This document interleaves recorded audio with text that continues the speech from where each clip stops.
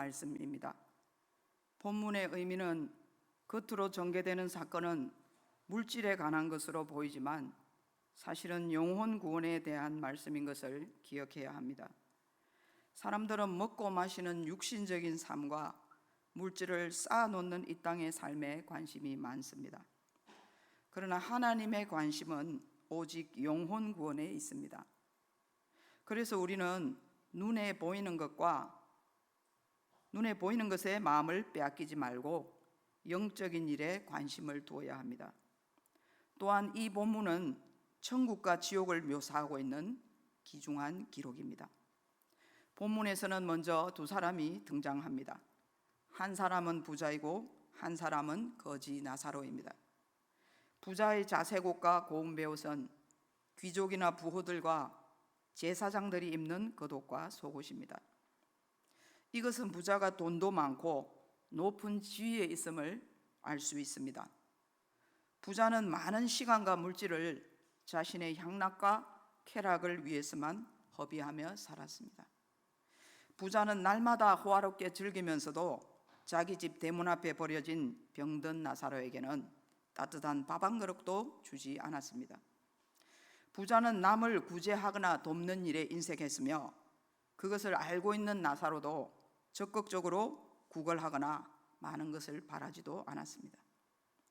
유대인들은 식탁에서 떨어지는 부스러기는 부정한 것으로 여겨 사람은 먹지 않았고 단지 개들에게나 던져 주었습니다. 심지어 병든 나사로의 헌대를 개들이 핥았고 나사로는 이렇게 떨어진 음식을 먹으며 비참하게 살았습니다. 열심히 땀 흘려 일한 대가로 부자가 되었다면 그 부한 것이 죄가 되는 것은 아닙니다. 그러나 하나님께서는 가난한 형제와 고아와 과부와 객을 돌보라고 하셨으니 그런 사람들을 돕지 않고 자신만 먹고 마시는 것은 죄가 된다는 뜻입니다. 히브리서 9장 27절 말씀을 봉독합니다. 한 번 죽는 것은 사람에게 정해진 것이요 그 후에는 심판이 있으리니. 아멘.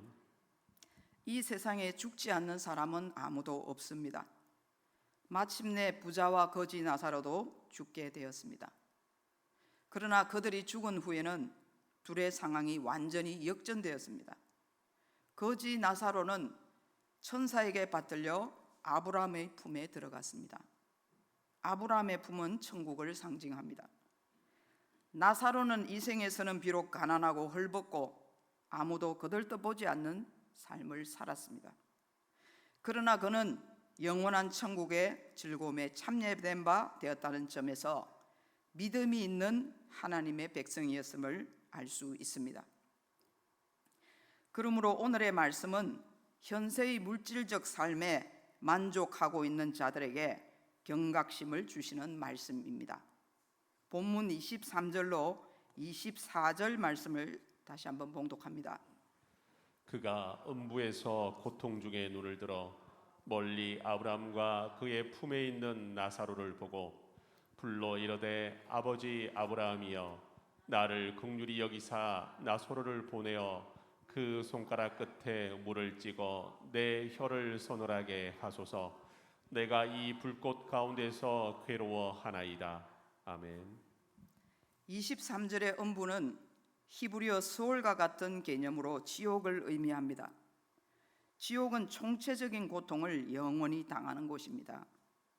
우리는 본문을 통해 지옥의 실체를 어느 정도는 파악할 수 있습니다. 부자는 지옥의 고통 속에서 멀리 아브라함의 품에 있는 나사로를 부릅니다. 그리고는 아버지 아브라함이여 나를 긍휼히 여기사 나사로를 보내어 손가락 끝에 물을 찍어 나의 혀를 서늘하게 해주세요. 내가 이 불꽃 가운데서 괴로워하나이다 라고 고백합니다. 이것은 부자가 처해 있는 음부가 얼마나 뜨겁고 계속적으로 고통스러우며 견디기 어려운 곳인지 잘 보여줍니다. 그곳은 물 한 방울만 찍어 먹어도 혀가 서늘할 만큼 괴롭고 고통스러운 곳임을 짐작할 수 있습니다.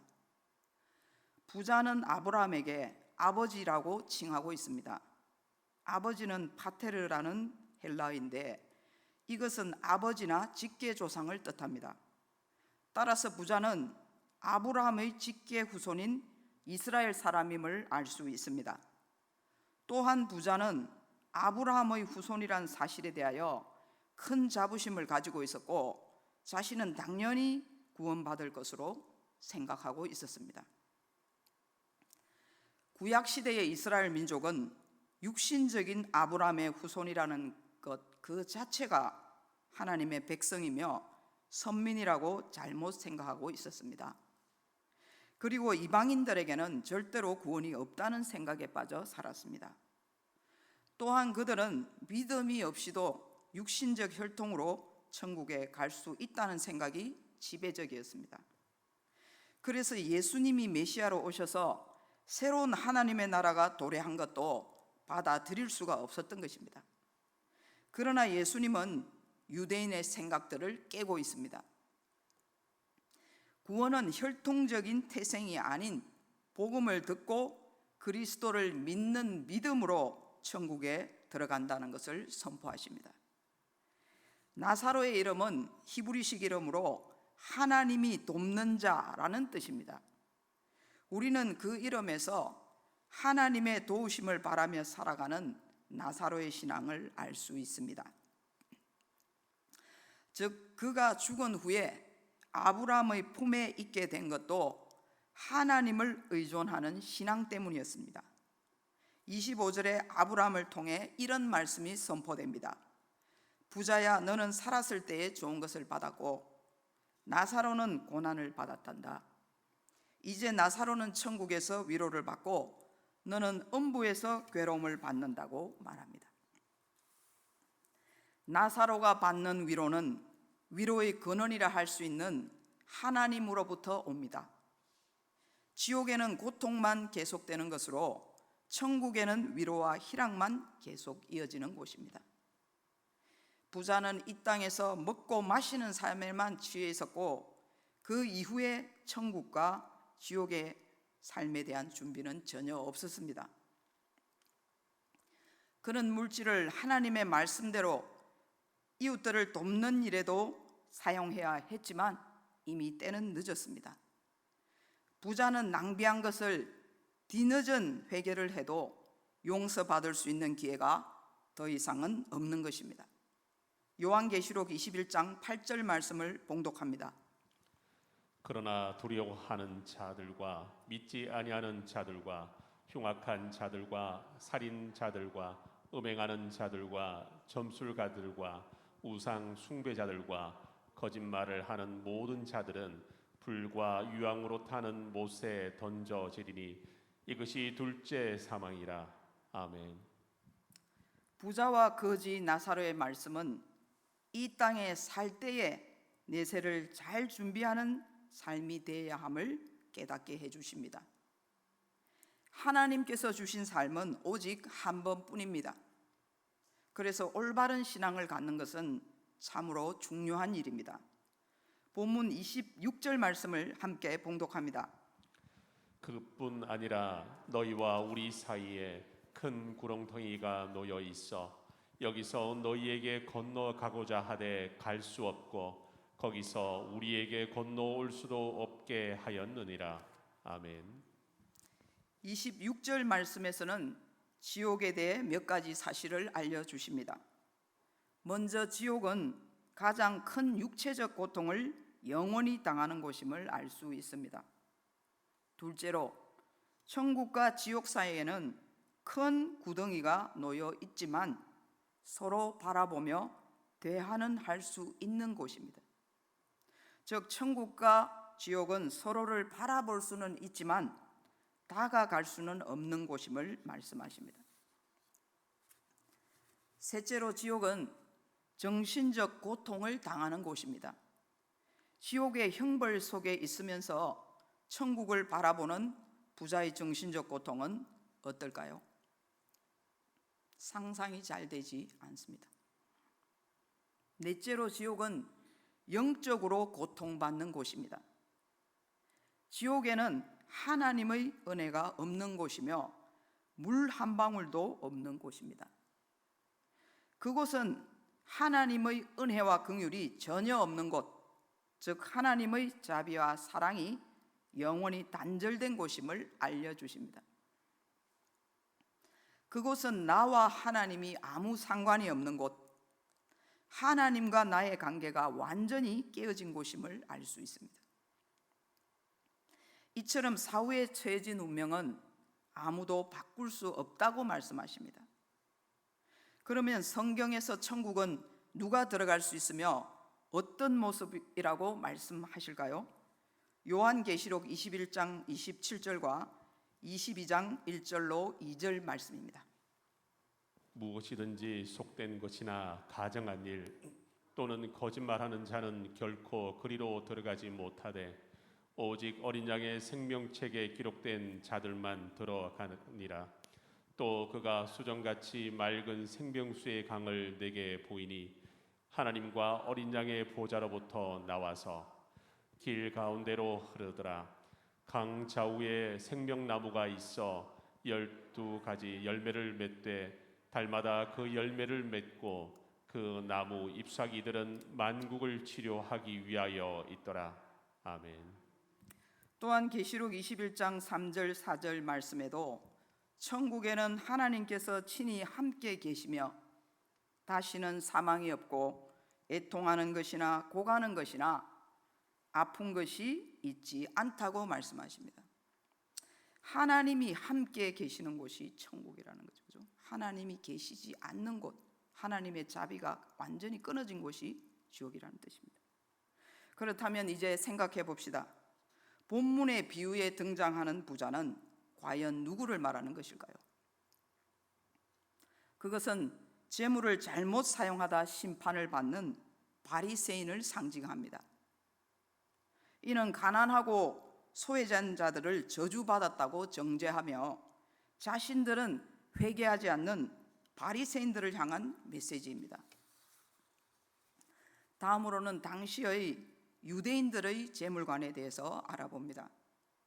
대부분의 유대인들은 제사는 의로운 자에게 주시는 하나님의 축복으로 생각하는 잘못된 재물관을 가졌습니다.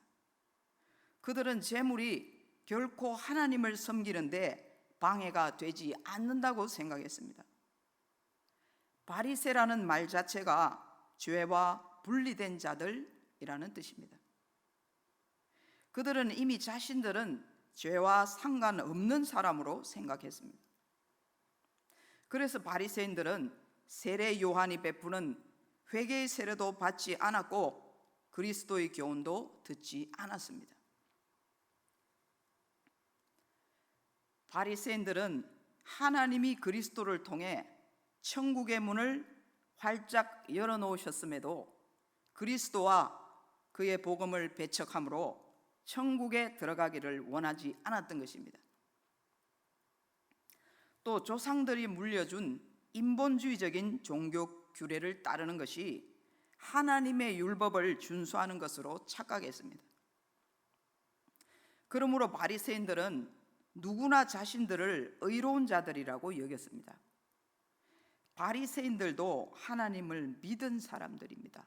우리처럼 하나님을 믿은 사람들입니다.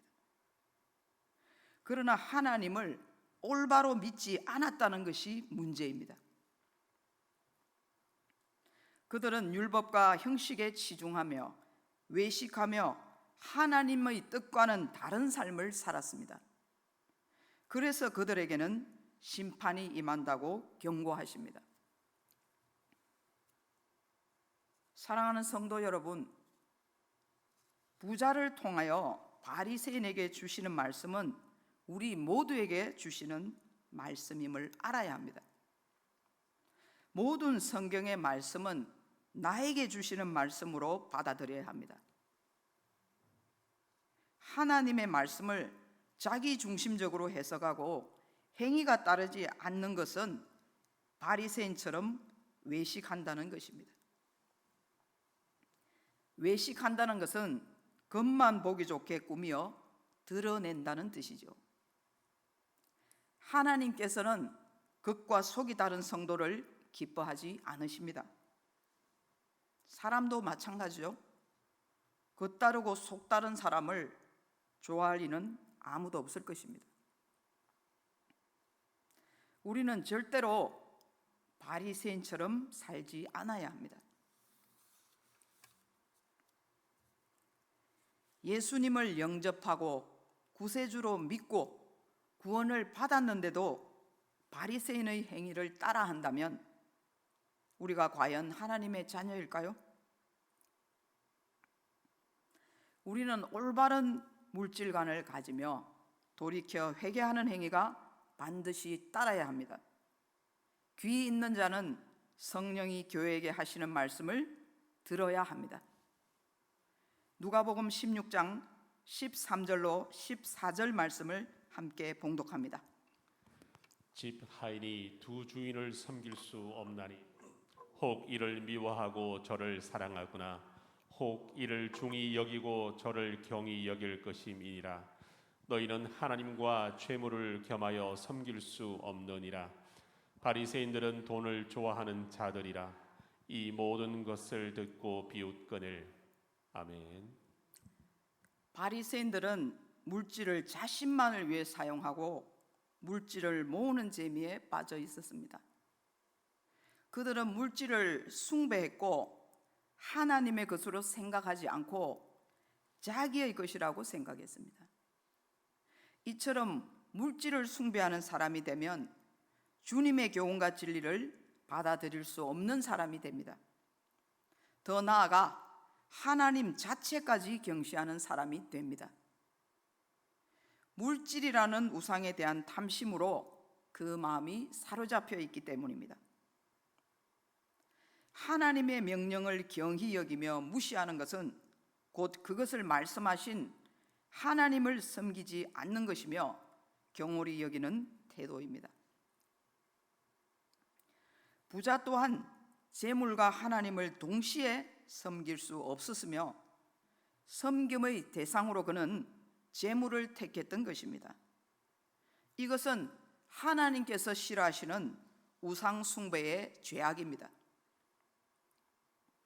우상이란 신처럼 숭배의 대상이 되는 물건이나 사람을 말하는 것이죠. 즉 하나님보다 눈에 보이는 것을 더 사랑하는 것은 우상 숭배입니다. 우리 신앙에서 하나님은 항상 섬김의 1순위가 되어야 합니다. 그것이 우리에게 참된 복이 됩니다. 부자는 하나님께서 그에게 허락하신 시간과 재물을 선용하지 못하는 참으로 악하고 무책임한 정직이었습니다. 이 세상의 모든 것은 하나님께서 창조하신 하나님의 것입니다. 우리는 청지기의 사명을 받았을 뿐입니다. 청지기란 주인이 맡긴 것들을 주인의 뜻대로 관리하는 위탁 관리인을 말하죠. 우리는 하나님께서 맡겨주신 시간과 물질을 하나님의 뜻, 즉 하나님께서 제시한 관리 지침을 잘 따라야 합니다. 물 한 방울을 가져다 줄 수 없다는 아브라함의 말에 부자는 두 번째 요청을 합니다. 27절 말씀입니다. 구하노니 죽은 나사로를 이 생에 보내어 자기의 형제들에게 지옥에 고통받는 것으로 오지 않도록 전도해 달라고 요청합니다. 부자는 죽은 나사로가 살아나서 자기의 형제들에게 가서 내세에서 벌어질 고통을 미리 알려달라고 부탁합니다. 그러면 자기의 형제들이 회개하고 내세를 준비하는 삶으로 돌이킬 것이라 생각했기 때문입니다. 그러나 이 요청에 아브라함은 이렇게 대답합니다. 본문 29절로 31절 말씀을 다 함께 봉독합니다. 아브라함이 이르되 그들에게 모세와 선지자들이 있으니 그들에게 들을지어다. 이르되 그렇지 아니하니이다. 아버지 아브라함이여 그들에게 가는 자가 있으면 회개하리이다. 이르되 모세와 선지자들에게 듣지 아니하면 비록 죽은 자 가운데서 살아나는 자가 있을지라도 고난을 받지 아니하리라 하였다 하시니라. 아멘. 여기서 모세와 선지자들은 구약 성경 전체를 의미합니다. 아브라함은 부자와 그 형제들은 이미 모세와 선지자의 말씀이 주어져서 충분한 회개와 선행의 기회가 있었음을 강조하십니다. 그러나 그들은 자신의 연락에만 도취해서 구약 성경, 즉 율법과 선지자들의 예언을 무시했습니다. 그러므로 하나님의 말씀을 듣지 않는 자들은 죽었다가 살아난 자의 말도 결코 듣지 않는다는 것입니다. 또한 듣고서도 회개하지 않는다는 것입니다. 그러므로 전도는 오직 이 땅에서 살아있는 자가 살아있는 자에게만 할 수 있는 것입니다. 우리가 사는 동안에 하나님의 말씀을 잘 듣고 잘 따르고 인격적인 회개를 해야 진정한 신앙을 가지고 천국 영생을 얻게 되는 것입니다. 요한복음 17장 3절 말씀을 봉독합니다. 영생은 곧 유일하신 참 하나님과 그가 보내신 자 예수 그리스도를 아는 것이니이다. 아멘. 천국 영생은 이 세상의 어떤 것으로도 결코 얻을 수 없습니다.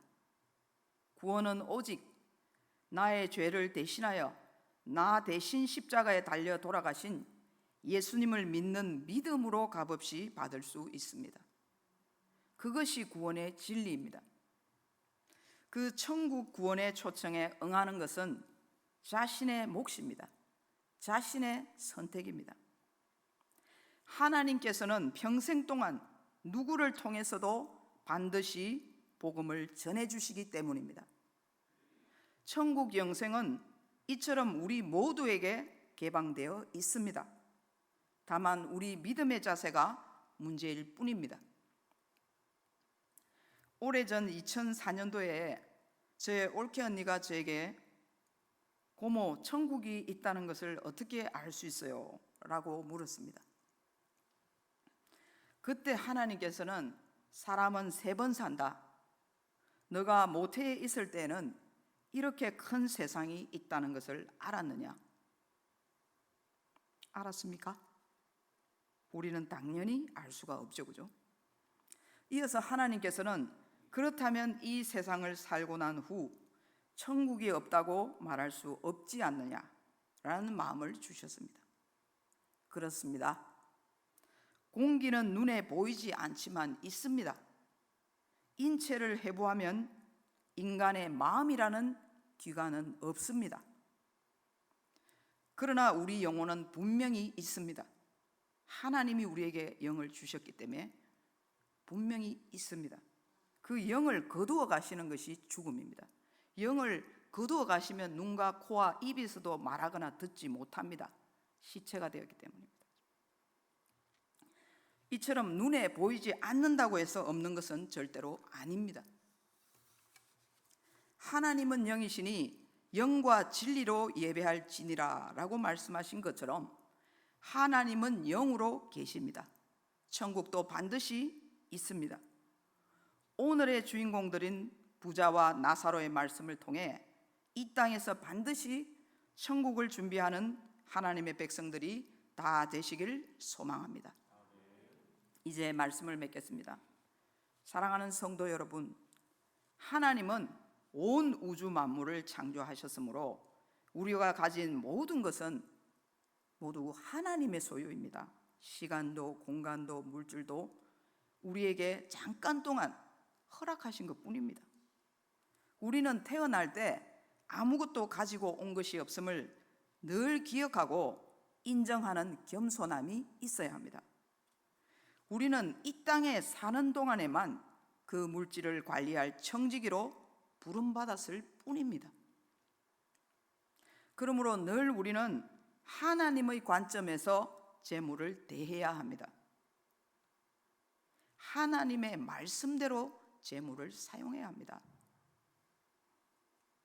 어떤 사람은 내가 일해서 벌은 돈이니까 다 내 거 아니냐 이렇게 하죠, 그죠? 그렇지만 하나님이 생명을 주셨고 호흡을 주셨고 건강을 주셨고 달란트를 주셨고 직장을 주셨기 때문에 일을 할 수 있는 것입니다. 그래서 우리가 소득을 얻을 수 있는 것입니다. 신앙은 항상 말씀대로 하나님과 끝까지 한 방향으로만 가야 합니다. 하나님께서는 부자와 나사로를 통하여 그릇된 물질관을 계속 갖고 산다면 심판을 면치 못할 것임을 엄중히 경고하고 계십니다. 물질에 대한 바른 태도를 가지고 하나님을 기쁘시게 하는 자녀들이 다 되시길 바랍니다. 또한 이 땅에서 주신 기회를 경홀히 여기지 말고 천국 영생을 준비하는 성도가 되어야 합니다. 기도하겠습니다. 우리를 위해 십자가를 지신 주님, 올바른 물질 사용과 구원의 관계를 깨닫게 하시니 감사합니다. 세상의 물질 숭배 풍조에 빠지면 주님과의 교제는 단절된다는 사실을 기억하며 주님의 신실한 청지기로서의 사명을 다하겠다고 다짐하고 결단하는 시간이 되게 하옵소서. 우리 신앙이 눈에 보이는 것에 좌우되는 삶이 아니라 눈에 보이지 않는 영적 성장과 구원에 집중하고 사모하며 살게 하옵소서. 날마다 승리를 주시는 예수님의 이름으로 기도드립니다. 아멘.